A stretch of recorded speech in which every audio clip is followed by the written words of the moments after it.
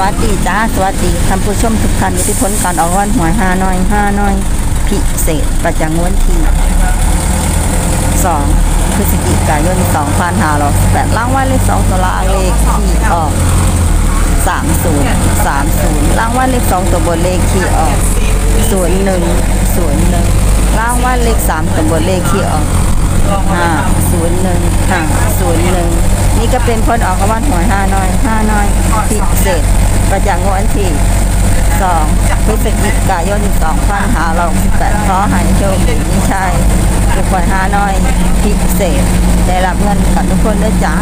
ฝากไว้ได้จ้าซับสไครบ์กดติดตามและเป็นกำลังใจขอขอบคุณทุกท่านที่เข้ามารับชมและรับฟัง